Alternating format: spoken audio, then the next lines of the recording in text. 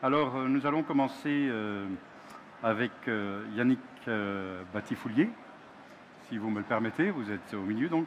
Merci de nous avoir rejoints sur l'espace innovation du C-Print.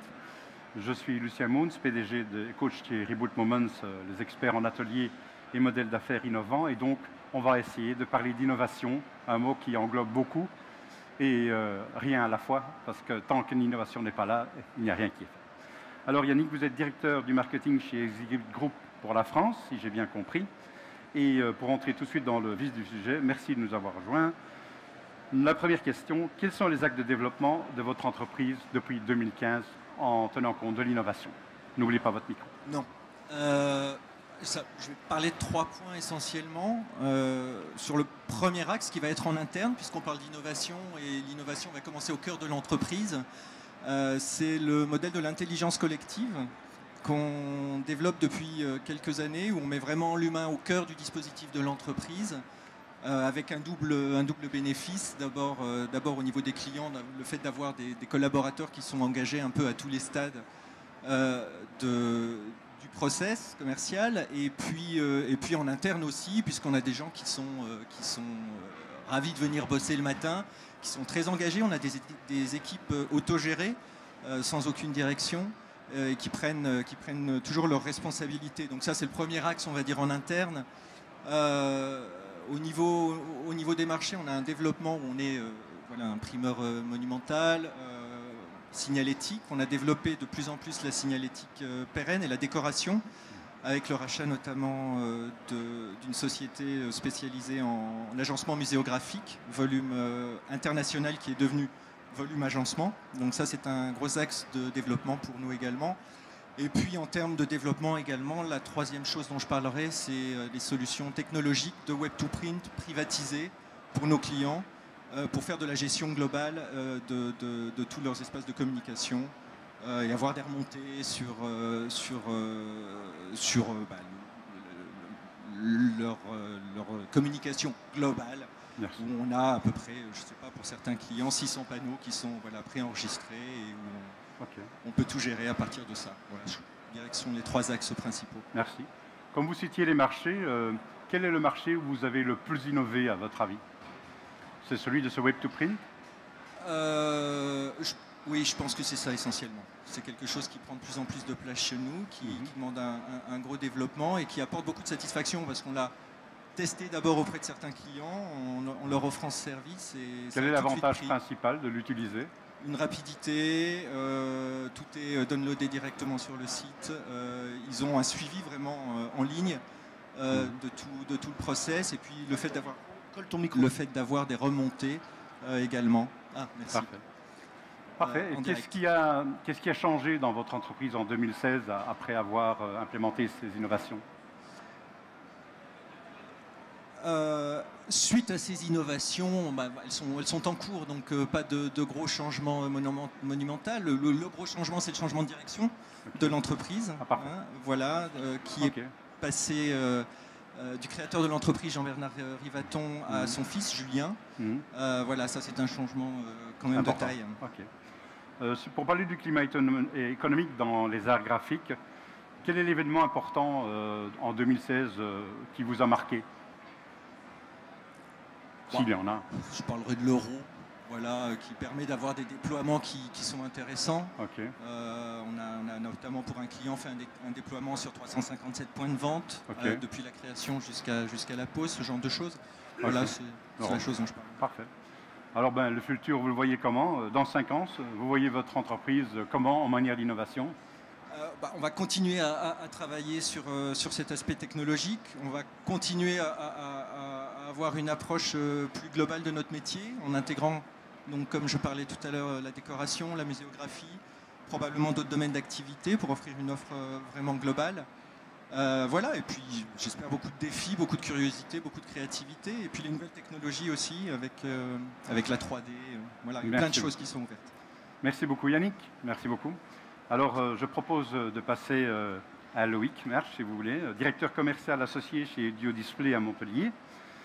Même question, quels sont les actes de développement de votre entreprise en 2015 en considérant l'innovation? Bonjour à tous, merci beaucoup de m'avoir convié. Nous, notre métier, c'est le stand d'exposition. Hein. On imagine, on fabrique et on distribue dans le monde entier des stands d'exposition. Et depuis 2015, on a vraiment un défi qui nous anime, qui est de rendre l'exposition simple pour l'annonceur. C'est-à-dire que exposer, on se rend compte que c'est souvent... c'est pas un long fleuve tranquille pour l'annonceur. Hein. Il a 3-4 expos dans l'année et souvent, ça va être beaucoup de contacts, beaucoup d'interlocuteurs et suivant les pays, vous avez des règles, des codes pour exposer qui sont différents. Et donc, Duo, par l'intermédiaire de ces revendeurs, puisque nous avons 500 revendeurs dans le monde entier qui relaient nos solutions innovantes, c'est de faire que l'exposition soit simple et de faire que vous puissiez exposer partout dans le monde avec une solution fiable, avec un coût relativement identique, peu importe que vous soyez aux États-Unis, en Belgique ou à Lyon. Voilà. Hein. Parfait. Voilà. Donc on est dans le milieu de l'exposition. Nous sommes 120 personnes à Montpellier et on propose des solutions clés en main de stand à des standistes et des agences de design de stand. Voilà. Vous êtes donc les spécialistes du stand sans souci. Exactement, voilà. Parfait. On essaye, en tout cas c'est notre ligne, voilà, c'est notre ligne, c'est l'innovation au service de l'exposant. Voilà. On croit beaucoup aux médias du salon, hein. Je veux dire, aujourd'hui nous sommes réunis, c'est un salon, pourquoi? Parce que c'est un média qui réunit des clients, des prospects, des conférences, des confrères. C'est un lieu où les gens ont la possibilité de rencontrer beaucoup de personnes dans leur secteur d'activité. Il faut savoir que c'est aussi un média qui est très rentable. Hein. C'est un média, les études montrent que quand vous investissez 1 euro dans un salon, vous avez 8 euros en retour dans les 6 mois. Donc c'est vraiment un média qui est loin devant, par exemple, la visite des commerciaux au terrain. Hein. C'est vraiment un média qui a le vent en poupe. Alors il faut que ça soit simple. Et du coup, on investit dans des solutions de stand sur mesure fait à partir de modules standards. Voilà. Et ça, c'est vraiment le cœur de notre innovation depuis 2015. Et dans une des conversations que nous avions eues, une chose que j'aimais beaucoup chez vous, c'est que vous nous avez dit, au lieu de donner de l'argent aux transporteurs pour transporter un stand lourd à travers l'Europe, moi je vous fais gagner 20% parce que vous pouvez l'envoyer dans une valise. Voilà, j'espère qu'il n'y a pas trop de transporteurs autour de nous aujourd'hui, mais effectivement l'idée c'est qu'on s'est rendu compte que dans un stand, le stand qui est à côté de nous par exemple, 25% du prix de stand, c'est la logistique. C'est un camion qui traverse l'Europe avec un seul stand dans ses valises, avec 2 personnes qui vont se relayer, qui vont traverser l'Europe pour aller à Düsseldorf par exemple, et puis qui vont rester sur place pendant 3 jours, et puis qui vont redescendre juste pour un stand de 18 mètres carrés. Écologiquement, économiquement, c'était quand même une hérésie. Donc l'idée était de dire on va inventer un stand sur mesure, parce qu'il faut que le stand ça reflète l'image d'une marque, il faut que le stand soit joli, qu'il soit immersif, où on ait l'impression vraiment de se plonger dans un univers. Donc on a développé, innové un système qui s'appelle Panoramique, et qui est un système où l'ensemble du stand est recouvert d'images, donc vraiment full graphique, et c'est fait avec des modules standards. Donc ces modules, à partir du moment où ils sont standards, eh ben, ils sont 100% modulaires, 100% réutilisables, et on est même en train de faire bénéficier l'exposant finalement du fait que ces stocks-là de modules standards sont présents partout dans les plus grandes villes du monde, et donc finalement, vous pouvez réutiliser les modules de votre partenaire à Las Vegas pour votre stand, et donc les stands bientôt ne voyageront plus, et simplement les graphiques par transporteur, mais avec des colis plus petits, voyageront. Donc on ne voyage plus le stand, le visuel voyage. Voilà. Alors pour continuer sur l'idée de voyager et les différents marchés, quel est le marché où vous pensez avoir le plus innové, où votre système a été le plus apprécié? C'est sur une surface de stand de 9 à 36 mètres carrés. Hein. On se rend compte que finalement, le portrait robot de l'exposant, en Europe, c'est un stand qui fait 27 mètres carrés en moyenne, avec 5 expos par an, et dans 5 villes différentes. Donc forcément, si votre stand est réutilisable et modulaire, vous allez avoir quelque chose qui va être très très pertinent. On se rend compte aussi qu'une des difficultés pour le directeur marketing d'une marque, c'est de se dire il faut que je donne à mon comité de direction un budget très précis sur le budget salon de cette année. Alors on dit bah, écoutez, c'est très très bien, dites-moi en plus. Alors par contre, on ne sait pas encore quelles sont les surfaces, puis on ne sait pas encore vraiment quels sont les stands qu'on fait, mais on veut un budget très précis. Bon, là, ça commence à devenir quand même un peu compliqué.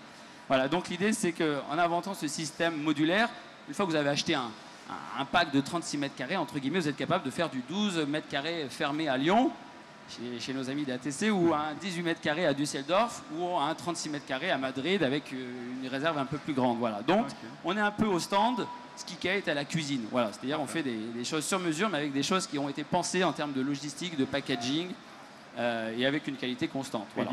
Et d'image. Alors, pour capitaliser là-dessus, qu'est-ce qui a changé dans votre entreprise en 2016 par rapport à ce que vous aviez fait Ce qui a changé, c'est que on s'appuie donc sur un réseau d'agences de design de stand. Hein, c'est-à-dire qu'on se rend compte que l'annonceur a besoin d'un contact de proximité. Il a besoin de parler de son projet de salon, qui est vraiment un projet important pour lui. Parce que le salon, souvent, ça crée beaucoup de brainstorming au sein d'une société, parce que c'est l'événement phare de l'année. Donc, il a besoin d'un interlocuteur de proximité et qui doit l'accompagner partout. Hein. C'est-à-dire qu'il ne veut pas chercher une agence de stand à Las Vegas parce qu'il ne parle pas la langue, il ne connaît pas les codes. Il ne voudrait pas changer de contact à chaque show. Il voudrait avoir un seul contact qui l'accompagne dans tous les shows.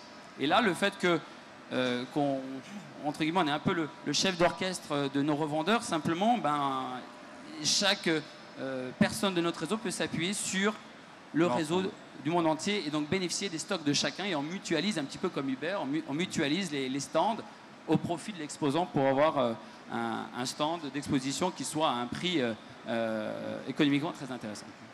L'événement important de l'année 2016 dans votre secteur qui vous a marqué?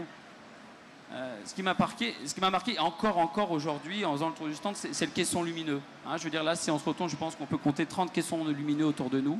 Hein, le rétroéclairage, et les imprimeurs qui sont autour de moi, je pense, sont tout à fait d'accord avec ça. Le rétroéclairage est très important. Regardez autour de nous le nombre de caissons lumineux. C'est très important. Alors, du coup, on a fait en sorte que dans notre stand innovant, on ait traduit le caisson lumineux avec quelque chose qui soit montable et démontable 36 fois dans l'année, qu'on puisse louer avec un format qui soit standard, et qu'on puisse rétroéclairer simplement avec une prise grande comme mon pouce, et on rétroéclaire la totalité du stand. Voilà. Donc le caisson lumineux est vraiment quelque chose qui prend une ampleur très forte dans le secteur. En résumé, pas de stand sans lumière. Pas de stand sans lumière. Voilà. Okay. Et dans 5 ans, comment voyez-vous votre entreprise en matière d'innovation, bien entendu, soit de business ou de produits? On pense qu'on peut, du coup, avec ce système-là, bien sûr être dans le média du salon, mais on se rend compte que de plus en plus d'annonceurs ont besoin d'aller à la rencontre de leurs clients. Alors, ils vont aller à la rencontre lors d'un salon, et puis ils vont aussi louer, pourquoi pas, un hôtel à Zurich pour réunir leurs meilleurs clients. Ils ont besoin d'aller à la rencontre du client. C'est de plus en plus dur d'avoir dans le même lieu tous vos clients. Hein, parce que parfois, ils ne sont pas tous sur la même strate. Et donc, l'idée, c'est d'accompagner avec des solutions toujours plus faciles à transporter pour faire un show de 2 heures dans une salle d'hôtel à Zurich. Voilà, simplement, si vous avez sur un événement de 2 heures, 1 heure de montage de stand et 1 heure de démontage, il va vous rester une fenêtre météo assez courte pour parler de votre métier. Voilà. Donc, faisons des choses qui soient faciles à monter, faciles à démonter, pour avoir des shows de 3 jours, comme c'est le cas du C-Print aujourd'hui, ou de 2 heures. Dans un hôtel face à des journalistes, d'une conférence de presse. Voilà. Donc l'innovation, ce sera des stands instantanés là où vous en avez besoin. Exactement. Je vous remercie beaucoup, et je vous invite encore à rester, puisque nous allons passer maintenant à Monsieur Christophe Ossenec, dirigeant associé chez ATC Group, du côté de Lyon. On est dans votre ville. Merci de nous accueillir. Merci. Bienvenue chez nous. Et je vais donc vous poser la même question. Quels sont les axes de développement de votre entreprise depuis 2015? Très bien. Bonjour à tous, je suis très content de pouvoir accueillir 2 confrères de qualité. C'est important parce que c'est un métier vieillissant à la base, la sérigraphie. L'impression numérique existe quand même déjà depuis une bonne vingtaine d'années, et je vois des jeunes dynamiques avec plein d'idées, plein d'innovations, donc là je suis très fier. Je commence à être dans la 2e génération, moi, hein, c'est pour ça aussi que je me permets de dire ça. Donc depuis 2015, nous on a complètement muté notre stratégie d'entreprise. On est on a 25-26 ans d'existence, on est des imprimeurs numériques grand format. Donc on a eu la chance de pouvoir utiliser les produits innovants en termes de productivité. Donc toutes les machines d'impression numérique que l'on peut voir aujourd'hui, qui soient en roll-to-roll ou sur des supports rigides ou sur des supports adhésifs par exemple. Et donc, nous sommes des imprimeurs grand format. La problématique, c'est un métier qui s'est vraiment démocratisé très, très fortement. et qui a perdu un petit peu de sa valeur ajoutée. Du moment que l'on imprime bien, que l'on imprime vite, que l'on imprime beau, l'argument complémentaire pour passer sur un marché, ça va être le prix. Donc on s'est posé une grande question stratégique, comment revaloriser un petit peu notre intervention. Alors effectivement, il y a plusieurs arguments, dont le service, la proximité, etc. Mais là, je vais pas développer ceci. Nous, ce que l'on a choisi avant tout, c'est la créativité. Donc on a décidé de créer un bureau d'études composé d'une direction artistique, composé d'une direction graphique et composé de 2 ingénieurs spécialisés en volume. Ce qu'il veut dire aujourd'hui, c'est qu'on est capable d'utiliser les mêmes produits qu'on utilise depuis 20 ans, même s'il y a énormément d'innovation aussi, mais aujourd'hui on les travaille en volume et on peut se développer beaucoup sur de l'aménagement d'espace, de la boutique éphémère et de l'aménagement intérieur ou de la décoration de sièges sociaux par exemple. J'entends boutique éphémère, donc on rejoint un petit peu une des conclusions qui est là-bas, le stand d'instantané, mais qui casse la baraque, si je peux dire. Tout à fait. Okay, parfait. Donc l'innovation. Alors, quels sont les marchés où vous avez le plus innové avec cet outil de créativité? Alors, le marché aujourd'hui qui crève l'écran chez nous, c'est la signalétique décorative. Dans le mot signalétique, hein, c'est un métier qui existe, qui est ancestral. Il a toujours fallu diriger les gens dans un lieu. Donc on va travailler sur un plan d'architecte. On va définir les flux des visiteurs, les flux des collaborateurs. Et ensuite, une fois qu'on a défini ces flux, au lieu de mettre un simple panneau en disant ben voilà, les toilettes c'est au 2e étage et la salle de réunion X elle est au 4e, eh bien on va utiliser nos techniques pour décorer l'espace. Et là, ce qui est très intéressant, c'est qu'on est porteur d'image. Donc on va complètement personnaliser le lieu dans l'attente de la direction ou du chef d'entreprise qui a envie d'avoir des messages différents que habituels. Donc ça peut être des messages innovants, des messages stratégiques, des messages de management aussi, parce qu'on équipe des lieux de rencontres dans les entreprises aussi pour le bien-être des collaborateurs. Et là, vraiment, aujourd'hui, on a réalisé le siège social de Sanofi sur Lyon. On a réalisé un siège social ça va revenir, une entreprise extrêmement importante de Bayer à Paris. Donc voilà, c'est vraiment le métier qui a le vent en poupe chez nous. On peut dire que vous faites du design communicant avec en même temps un message d'entreprise. Exactement, avec un design graphique et une personnalisation. Oui. Alors, l'événement important de l'année 2016 dans notre secteur, qu'est-ce qui vous a marqué? L'Euro 2016, le championnat de football, qui nous a permis de travailler tout azimut. Beaucoup de nos clients forcément étaient partenaires ou présents sur l'événement. On a aussi beaucoup travaillé sur l'événement. On a eu la chance de fournir une très grande série de banques d'accueil parce qu'on développe aussi des produits extrêmement simples à monter. Alors sur des techniques différentes que notre ami de chez Duo, mais sur des produits complémentaires. Là, on travaille beaucoup le carton pour des utilisations éphémères et par exemple, on a fourni, alors pour être très concret, 480 banques d'accueil diffusées dans toute la France avec une notice de montage et qui se monte avec un simple pliage. Voilà. Magnifique.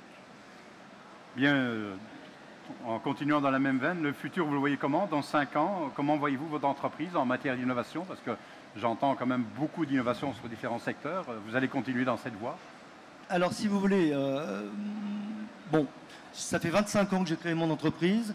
L'innovation, il y a une quinzaine d'années, c'était l'investissement d'une machine exceptionnelle qui allait révolutionner la productivité. Aujourd'hui, c'est plus le cas du tout. Bon, nos fournisseurs qui sont autour de nous proposent des produits totalement aboutis, mais il n'y a plus de révolution technologique depuis très longtemps. La révolution technologique se fait sur les nouveaux supports, où là, effectivement, on sait aujourd'hui imprimer de la tapisserie, on sait imprimer de la toile, on sait imprimer du tissu, on sait rétroéclairer. Maintenant, les innovations dans 5 ans, je ne sais absolument pas vous répondre. Nous, on est à l'affût, nous, on est dans la création permanente. Peut-être que ce que je vous dis aujourd'hui sera complètement faux dans quelques mois. Donc on est acteur, on est présent, à l'écoute et on est dans la création. Parfait. Je résumerai en disant que l'innovation a toujours eu cette particularité, c'est de perturber les marchés dans lesquels elle rentre et on ne la voit pas toujours arriver. mais j'entends quand même, à travers le discours des trois entreprises, vous avez tous les trois une attitude de veille technologique et une attitude de veille vis-à-vis de l'innovation. Si on ne fait pas ça, et on ne peut pas être présent demain. Si je peux résumer ce que j'ai entendu, on est dans l'instantanéité dans les deux cas. On est dans l'innovation dans l'image, dans le visuel, mais aussi on est très proche des clients. J'entends beaucoup pop-up store, proximité, venir où sont nos clients. Ça semble être d'ailleurs le résultat de ce qu'Internet permet. Aujourd'hui, quand on va sur Internet, on cherche une information, on l'a vu dans les 30 secondes. Je pense que c'est une tendance dans le marché. Les clients vont exiger de vous d'être plus proche de leurs clients en permanence. Je verrais bien, moi, un stand en 3D ou en images phosphorescentes quoi, qui viendrait se présenter d'ici quelques temps. Je pense que ce sera la conclusion. Est-ce que vous avez un mot de conclusion à nous donner? Oui, je disais juste sur l'innovation, je pense qu'on partage tous les trois cette idée-là qui est de dire que l'innovation on ne doit pas avoir ce réflexe de protéger l'idée. C'est-à-dire que nous, par exemple, je me souviens très bien d'un comité de direction il y a 4 ans, c'était assez marrant parce qu'on s'est posé la question de savoir, bon, on est copié, les gens on pense avoir une bonne idée de pouvoir avoir le temps de la développer. Et puis finalement, les gens s'en inspirent très bien. Et on s'est posé la question de savoir, voilà, qu'est-ce qu'on fait? Est-ce qu'on embauche 3 ingénieurs supplémentaires pour inventer plus vite, comme tu le fais? Est-ce qu'on est-ce qu'on va recruter 3 ingénieurs qui vont faire que ce stand va être monté 2 fois plus rapidement? Ou est-ce qu'on embauche 3 avocats qui vont défendre nos brevets partout dans le monde? Bon, on a assez vite trouvé la réponse, parce qu'elle nous faisait quand même plus marrer. On a embauché 3 ingénieurs supplémentaires. Et je pense que c'est la bonne démarche. C'est-à-dire que quand on a une bonne idée, il faut essayer d'aller très très vite et la concurrence nous pousse à être meilleurs. Et il ne faut pas chercher à la protéger ou essayer d'en tirer jusqu'au dernier euro. Je pense qu'effectivement, il faut avoir cette dynamique. Je pense qu'on partage tous les trois cet avis-là. Mais on rejoint un petit peu ce que disait Steve Jobs. Hein. L'innovation, c'est bien. Et tant que vous êtes copié, c'est bien, ils sont derrière nous. Exactement. D'ailleurs, et quand on est copié, on est obligé d'avancer et d'aller encore plus loin. Donc effectivement, c'est une course à l'innovation. Effectivement. Un mot de conclusion de votre part, éventuellement, monsieur? Alors, je partage tout à fait cette idée. Si vous voulez, nous, on est dans la création depuis maintenant 3 ans exactement. Ce qui est créé aujourd'hui est déjà dépassé. Effectivement, gardons cette avance, communiquons. Communiquons avec un micro. Voilà, communiquons. C'est bon? Il faut que je me pousse? Comme ça? Ok. Donc, et puis rencontrons-nous aussi, c'est important parce que le métier est complètement nouveau, il part dans tous les sens, il est tout azimut et je pense que la force des acteurs aujourd'hui, c'est de se rencontrer, de discuter, d'imaginer l'avenir et d'échanger sur nos compétences. Ouais. J'ai entendu aussi que vous collaboriez souvent à des projets avec vos propres produits. On entend souvent parler d'une thématique qui est appelée en anglais « We are concurrent ». Nous sommes concurrents et clients dans certains cas. Est-ce que vous pensez que c'est cette voie-là qu'il faut aussi, qu'on dit qu'il faut travailler ensemble? Alors moi, on peut être compétiteur sur un domaine et on peut être collaborateur sur un autre. Mais complètement. Alors, moi, à côté de mon entreprise, je suis aussi président d'une association nationale et internationale qui regroupe les acteurs du marché, que ce soit de la sérigraphie ou de l'impression numérique grand format, qui est la FESPA. Et forcément, le but de la FESPA, c'est de faire rencontrer les acteurs, de créer, de faire du lobbying et d'être présent sur un marché. Donc forcément, je ne peux pas dire le contraire. Et je pense qu'il faut aussi toujours mettre le client au cœur. Hein. C'est-à-dire que nous, on part du principe, toute l'entreprise est utilisée tout à l'heure sur le management. Effectivement, nous, on a vraiment le client qui est au cœur de la stratégie. C'est-à-dire que voilà, le client, c'est le seul qui peut virer tout le monde du jour au lendemain. Voilà. Tous les collaborateurs, ils peuvent virer tout le monde du jour au lendemain. Donc si vous ne l'écoutez plus, si vous innovez sans écouter votre client, vous prenez de sacrés. Donc vraiment l'idée c'est d'écouter les clients et de les réunir régulièrement, leur demander leur avis. Et on le fait avec leur argent. Donc on achète des machines, on le fait avec l'argent de nos clients. Parfait. Donc est-ce que cette machine va servir mes clients? Ou est-ce qu'on le fait parce qu'on aime bien les grosses bécanes? Non, on le fait avec l'argent de nos clients, alors il faut être sûr que ça serve nos clients. Je suis tout à fait parce que à travers 2017, nous allons avoir une série d'événements que nous appelons les rencontres innovantes. où nous rencontrons en fait des clients finaux avec des producteurs. Et c'est cet échange qui va faire créer l'innovation en fait. On ne peut pas innover de manière ésotérique, il faut innover parce qu'il y a un besoin, sinon il n'y a personne qui vous achète, donc tout le monde se rejoint là-bas. Éventuellement à vous, un petit mot de conclusion, comme ça, si vous en avez d'autres. Je pense que tout a été dit, mais on ne sait jamais. Tout a été dit, juste renouveler le plaisir effectivement de partager, d'avoir cette opportunité là. Merci effectivement. Eh bien, je vous remercie d'avoir partagé votre expérience avec nous sur ce salon 2017. Et j'espère surtout qu'en 2018, on vous reverra avec toutes ces innovations qui ne sont pas encore existantes, mais que nous aurons tout le plaisir à partager. Merci beaucoup d'être venu. Merci beaucoup. À bientôt. Merci. Bonjour. Merci.